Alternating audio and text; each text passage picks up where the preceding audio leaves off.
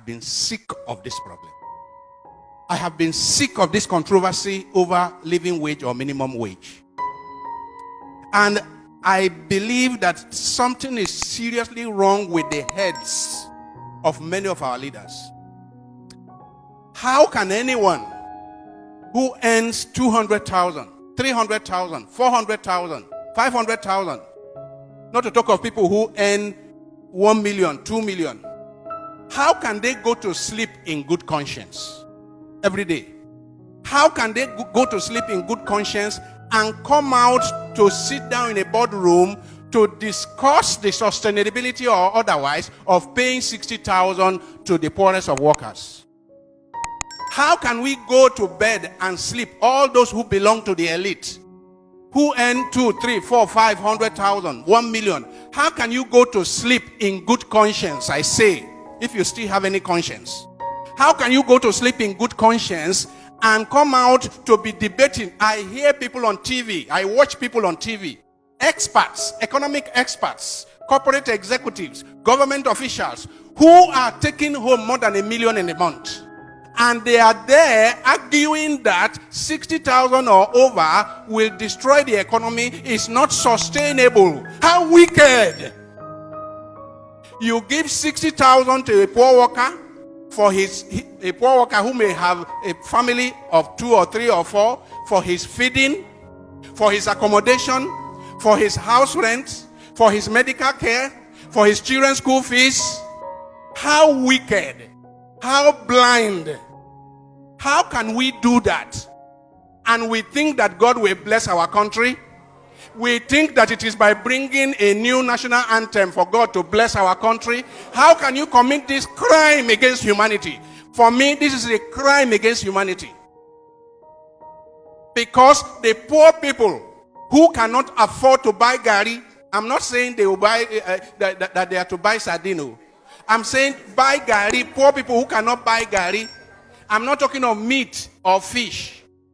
Poor people are dying because they have no money to cure malaria.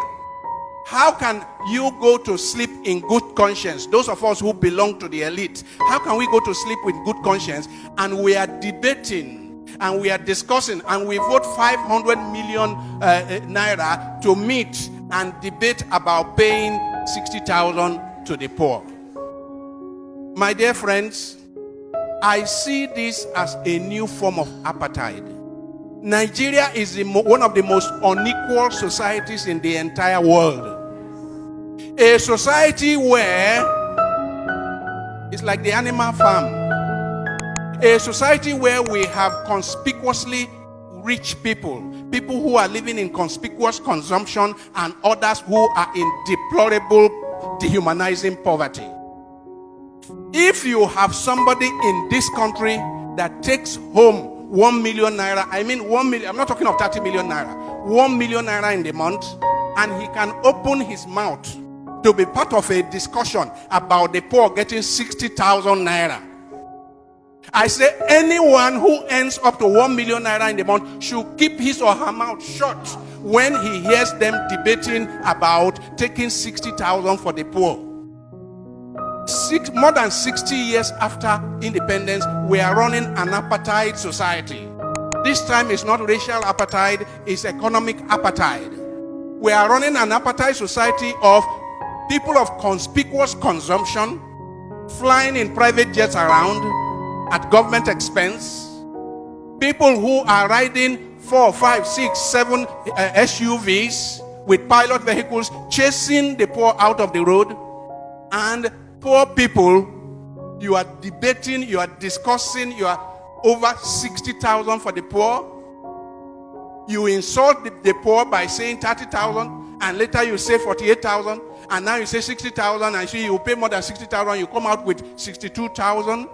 You insult poor Nigerians. I say there is hardly any society I know that is as divided as the Nigerian society. And a society that is so divided is just sitting on a keg of gunpowder. I have warned here before that the revenge of the poor is at the corner. The revenge of the poor is at the corner. I am not calling for it, but it will happen as night follows the day. Because when you so reduce people, you reduce people to this dehumanizing level. Nature does not allow a situation of islands of affluence amidst a sea of poverty. Nature does not allow it. And let me warn those in the elite. Let me warn those in the tripartite committee of government. Let me warn that it is in the course of nature that when a predator continues to devour the very resources that the predator needs for his own sustenance, nature will take out the predator in order to have equilibrium, in order to have a measure of equilibrium. Nature is about balance, you know. All of nature is about balance, and human beings are part of nature, and Nigerians are part of nature. If the predator who needs the animals in the kingdom, it needs the animals in the book to survive, if it is recklessly devouring the very animals it needs for its own survival, if it is devouring it recklessly and senselessly, nature will step in and remove the predator so that there can be balance in the system, in the ecosystem. Let me warn that all those who are in government, I have not confirmed that there are people taking home almost 30 million naira in a month.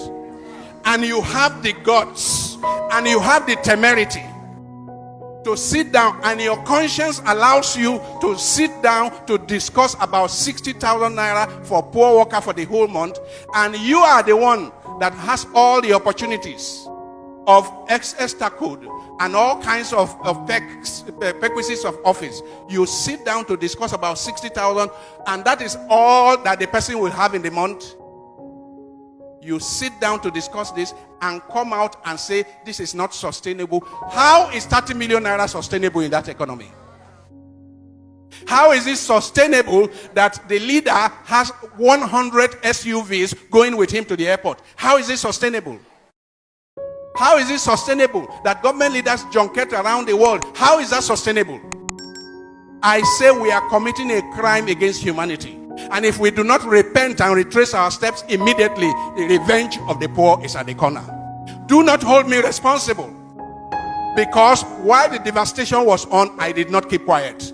Do not hold me responsible, because while the madness was on, I did not sit on the fence. I kept on shouting that the revenge of the poor is at the corner unless we change our course. And if we do not change our course, we will end up where we are headed. And where we are headed is devastation, is destruction, is violent revolution. I rest my case.